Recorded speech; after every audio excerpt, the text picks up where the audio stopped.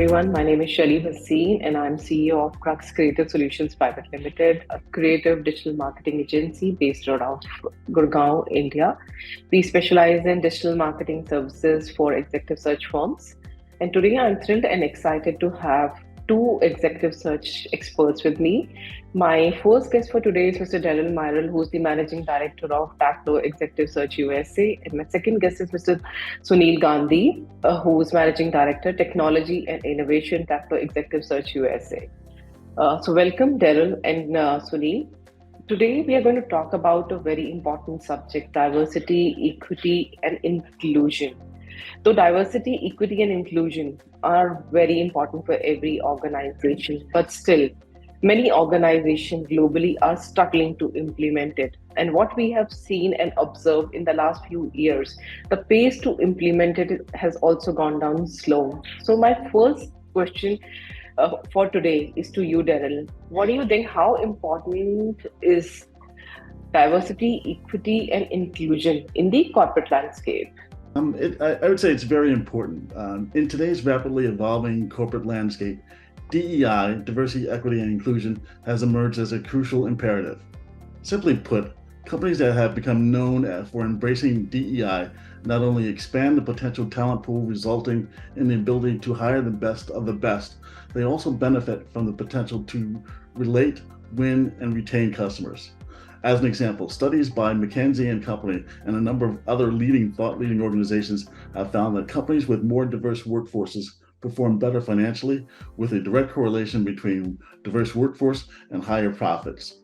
As examples, improved creativity and problem solving, smarter decision making, increased profits again, as well as reduced rates of turnover.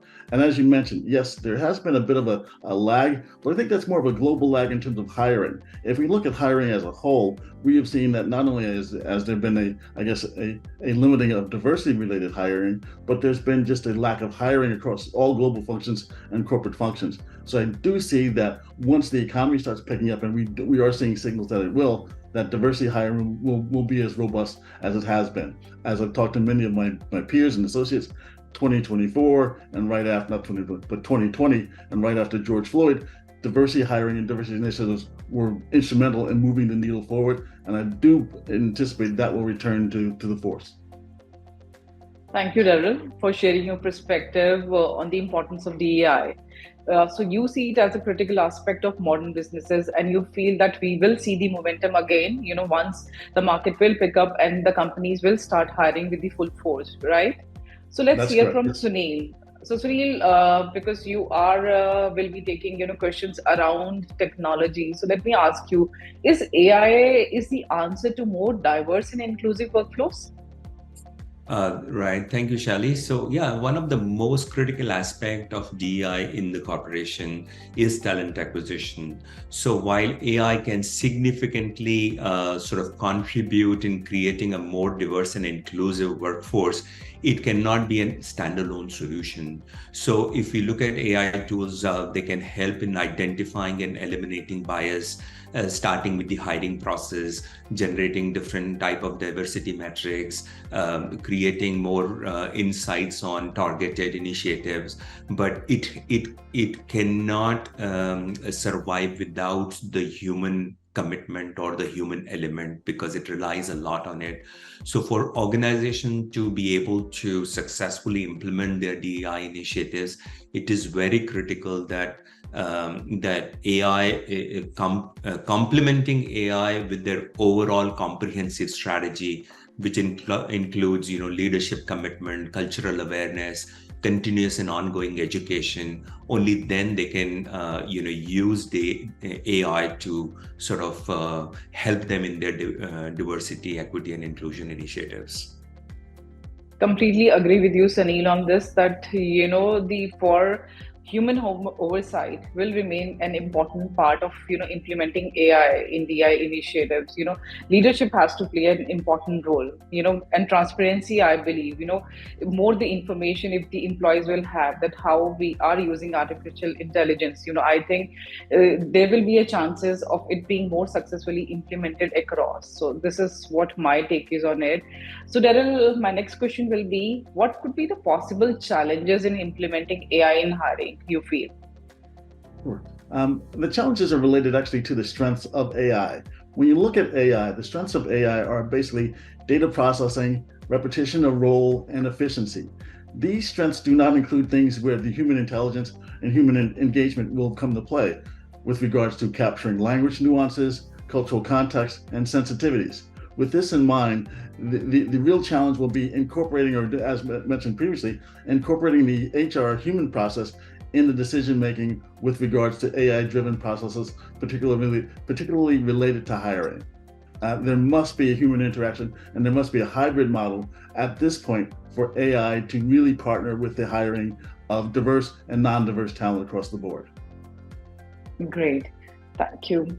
So Sunil, what do you think that AI can be integrated with personalized learning platforms to address individual needs and ensure equitable employee growth opportunities?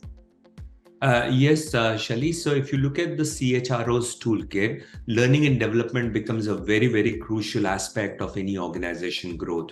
So on one hand, you see AI, which can play a significant role in the personalized learning platforms by analyzing the talent, individual learning style, their preferences, and at the same time their performance data. You can tailor specific training programs, you can identify the areas of improvement, and you can also ensure equitable sort of access to all these learning opportunities. At the same time, when it comes to specific roles and responsibility, AI can also play a role in terms of identifying those gaps, creating a very targeted initiatives from a learning standpoint for training programs, irrespective of the bias. If there are any specific sort of disparities, they can look at that in a way so that they can provide more equitable opportunities without any biases, whether it's in terms of gender or race or and other factors. AI can also play a very significant role in generating alternative learning methods for differently abled employees, such as having generating the transcriptions for video content and so on and so forth. So I think the opportunities are limitless, and there is a lot that one can do by implementing the right kind of AI tools for personalized learning platforms. Yeah, I think correct. I think AI can literally revolutionize the way employee development is happening in the organization by giving custom training programs, as you said, by identifying that what kind of a training a particular employee will need, right? And giving them an equitable growth opportunities. So I do completely agree here. So Daryl, coming back to you, how far AI can be an asset for employee satisfaction and retention, you think? Sure. I think it can be, as Shelley, I think it will be a significant factor in that employee satisfaction, retention, and additional models has been an area where HR has played a significant role in capturing the data. And that's, as we know, where AI is best suited at this point in terms of, and that is not only the capturing of the data, but the utilization of the data and turning back, goals, objectives, and initiatives that can be data-driven tools that are absent of bias. And that's where my assumption is AI will be probably the most formidable tool for HR and organization, and that is employee satisfaction and retention. For decades, organizations have done everything from exit interviews, employee satisfaction surveys, performance reviews, and everything else. And that's where the data has been captured and will be formidable in providing and developing new tools absent of bias to make for a more inclusive workplace. And that's, again, I see as the strength for AI right now in terms of an immediate win, and that is employee satisfaction and retention. So you feel that employee satisfaction and retention can be definitely increased by having AI, right? Absolutely, without a doubt. So I believe that the data is there. The data is there. So it's been captured for decades. I mean, as a former HR executive, I remember going back to employee surveys, exit interviews, and things of that nature, and that data would sit and languish, not being utilized. Now there's a home for it, and it can be amplified and improved upon to make for employee satisfaction and a more inclusive workplace with respect to diversity and inclusion, and eliminating bias within it. So, but like from your 30 plus of experience, Daryl, like, can you give me a successful example of AI in, hiring, or maybe, employee retention, motivation, different kind of a learning, programs that you have must have seen. Like, what do you think is the like best example or tools that you came across?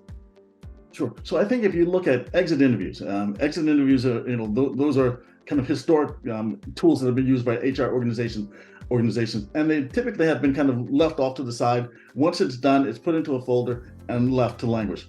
If you compile the data from an exit interview in terms of where there was satisfaction and dissatisfaction with the employee and why the individual left, was it his or her engagement with his hiring manager, lack of resources, lack of development, lack of growth? If you look at that and take that as an AI-driven tool, you can now create programs and platforms to improve performance of the organization in regards to retention, thereby not losing employees that you could easily keep and capture if you had the right tools in place. That's where I see AI as being a fantastic, a formidable weapon for HR organizations, as you mentioned, Sunil, in the toolkit for the CHRO and his or her employees to improve on the life of an employee, as well as looking at DEI and making sure that there's no bias within the organizations with regards to performance reviews, by merit increases and everything else included. Correct. I think there are a lot of tools, which gives you red flag that what are the reasons that employees are dissatisfied, and organizations can take, corrective measures if they get to know on time. So I will play definitely a very good role over here. Sunil, what would it be correct to say that AI can help with fair compensation practices also? Yes, in fact, if you look at today, the corporates are struggling to become that employer of choice. And in order for them to be successful in that, having a fair compensation and maintaining pay equity is very, very crucial for success of any organization.